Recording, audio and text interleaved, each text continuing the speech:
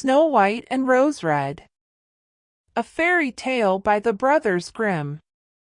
There was once a poor widow who lived in a lonely cottage. In front of the cottage was a garden wherein stood 2 rose trees, one of which bore white and the other red roses.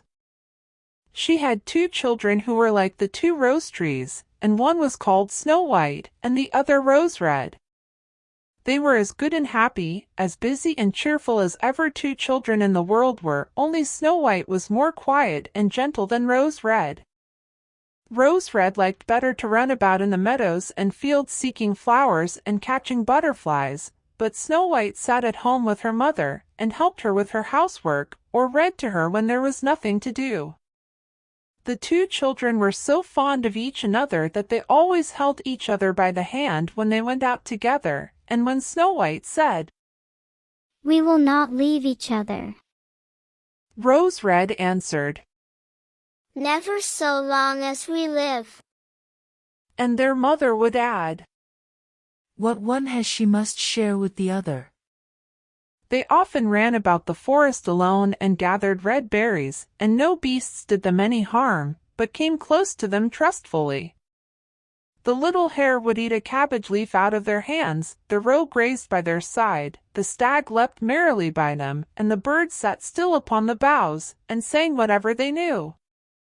No mishap overtook them. If they had stayed too late in the forest, and night came on, they laid themselves down near one another upon the moss, and slept until morning came, and their mother knew this, and had no distress on their account. Once when they had spent the night in the wood, and the dawn had roused them, they saw a beautiful child in a shining white dress sitting near their bed. He got up and looked quite kindly at them, but said nothing and went away into the forest. And when they looked round they found that they had been sleeping quite close to a precipice, and would certainly have fallen into it in the darkness if they had gone only a few paces further. And their mother told them that it must have been the angel who watches over good children. Snow White and Rose Red kept their mother's little cottage so neat that it was a pleasure to look inside it. In the summer Rose Red took care of the house, and every morning laid a wreath of flowers by her mother's bed before she awoke, in which was a rose from each tree. In the winter Snow White lit the fire and hung the kettle on the wrekin.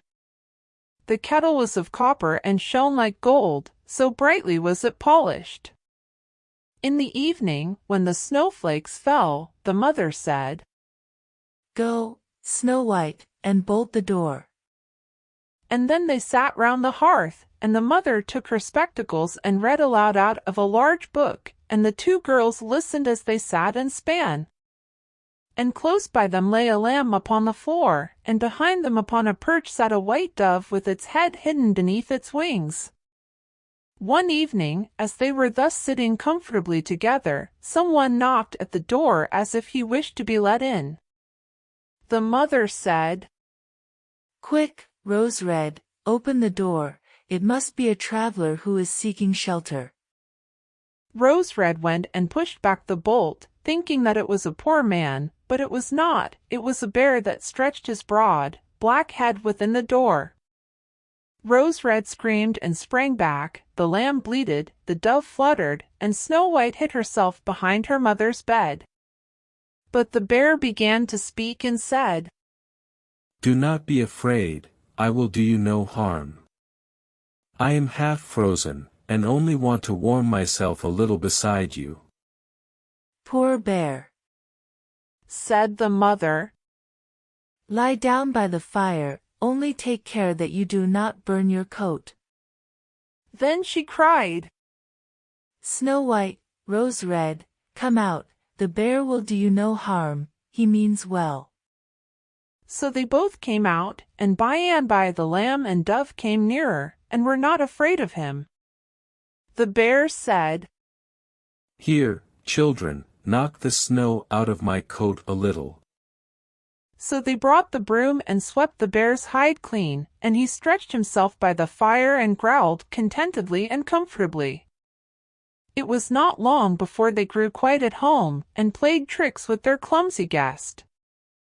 They tugged his hair with their hands, put their feet upon his back and rolled him about, or they took a hazel switch and beat him, and when he growled they laughed.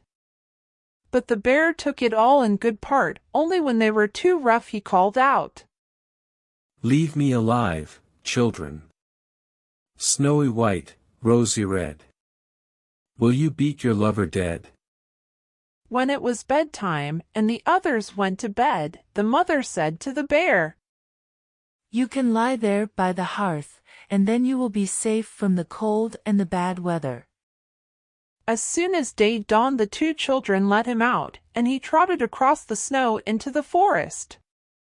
Henceforth the bear came every evening at the same time, laid himself down by the hearth, and let the children amuse themselves with him as much as they liked, and they got so used to him that the doors were never fastened until their black friend had arrived.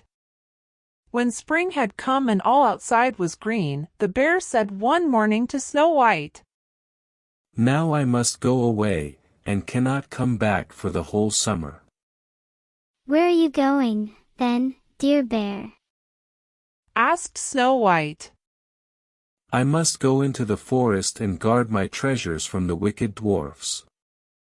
In the winter, when the earth is frozen hard, they are obliged to stay below and cannot work their way through, but now, when the sun has thawed and warmed the earth, they break through it and come out to pry and steal, and what once gets into their hands, and in their caves, does not easily see daylight again."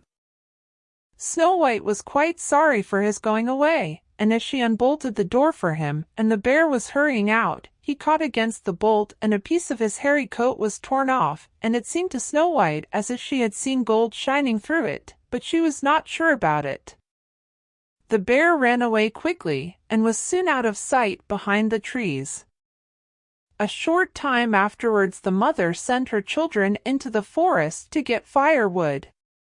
There they found a big tree which lay felled on the ground, and close by the trunk something was jumping backwards and forwards in the grass, but they could not make out what it was. When they came nearer they saw a dwarf with an old withered face and a snow-white beard a yard long.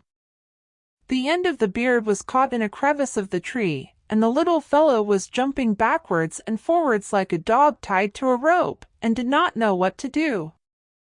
He glared at the girls with his fiery red eyes and cried, "Why do you stand there? Can you not come here and help me?" What are you about there, little man? asked Rose Red. "You stupid, prying goose," answered the dwarf. "I was going to split the tree to get a little wood for cooking. The little bit of food that one of us wants gets burned up directly with thick logs. We do not swallow so much as you coarse, greedy folk." I had just driven the wedge safely in, and everything was going as I wished, but the wretched wood was too smooth and suddenly sprang asunder, and the tree closed so quickly that I could not pull out my beautiful white beard. So now it is tied in and I cannot get away, and the silly, sleek, milk-faced things laugh. Ugh! How odious you are! The children tried very hard, but they could not pull the beard out, it was caught too fast. I will run and fetch someone, said Rose Red. You senseless goose! Snarled the dwarf. Why should you fetch someone? You are already too many for me. Can you not think of something better? Don't be impatient, said Snow White. I will help you. And she pulled her scissors out of her pocket and cut off the end of the beard. As soon as the dwarf felt himself free he laid hold of a bag which lay amongst the roots of the tree, and which was full of gold, and lifted it up, grumbling to himself. Uncouth people, to cut off a piece of my fine beard. Bad luck to you. And then he swung the bag upon his back, and went off without even once looking at the children. Some time after that Snow White and Rose Red went to catch a dish of fish. As they came near the brook, they saw something like a large grasshopper jumping towards the water, as if it were going to leap in. They ran to it and found it was the dwarf. Where are you going? Said Rose Red. You surely don't want to go into the water? I am not such a fool. Cried the dwarf. Don't you see that the accursed fish wants to pull me in? The little man had been sitting there fishing, and unluckily the wind had twisted his beard with the fishing line. Just then a big fish bit, and the feeble creature had not strength to pull it out. The fish kept the upper hand and pulled the dwarf towards him. He held on to all the reeds and rushes, but it was of little good. He was forced to follow the movements of the fish, and was in urgent danger of being dragged into the water. The girls came just in time. They held him fast and tried to free his beard from the line, but all in vain. Beard and line were entangled fast together. Nothing was left but to bring out the scissors and cut the beard, whereby a small part of it was lost. When the dwarf saw that, he screamed out, Is that civil, you toadstool, to disfigure one's face? Was it not enough to clip off the end of my beard? Now you have cut off the best part of it. I cannot let myself be seen by my people. I wish you had been made to run the soles off your shoes. Then he took out a sack of pearls which lay in the rushes, and without saying a word more he dragged it away and disappeared behind a stone. It happened that soon afterwards the mother sent the two children to the town to buy needles and thread, and laces and ribbons. The road led them across a heath upon which huge pieces of rock lay strewn here and there. Now they noticed a large bird hovering in the air, flying slowly round and round above them. It sank lower and lower, and at last settled near a rock not far off. Directly afterwards they heard a loud, piteous cry.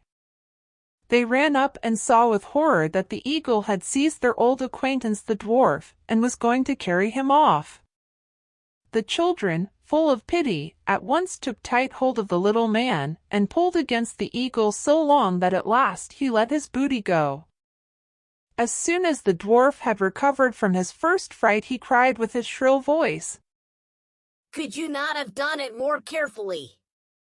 You dragged at my brown coat so that it is all torn and full of holes, you helpless clumsy creatures. Then he took up a sack full of precious stones, and slipped away again under the rock into his hole. The girls, who by this time were used to his thanklessness, went on their way and did their business in the town. As they crossed the heath again on their way home, they surprised the dwarf, who had emptied out his bag of precious stones in a clean spot, and had not thought that anyone would come there so late. The evening sun shone upon the brilliant stones. They glittered and sparkled with all colors so beautifully that the children stood still and looked at them. Why do you stand gaping there? Cried the dwarf, and his ashen-gray face became copper-red with rage. He was going on with his bad words when a loud growling was heard, and a black bear came trotting towards them out of the forest. The dwarf sprang up in a fright, but he could not get to his cave, for the bear was already close. Then in the dread of his heart he cried, Dear Mr. Bear, spare me. I will give you all my treasures. Look, the beautiful jewels lying there. Grant me my life.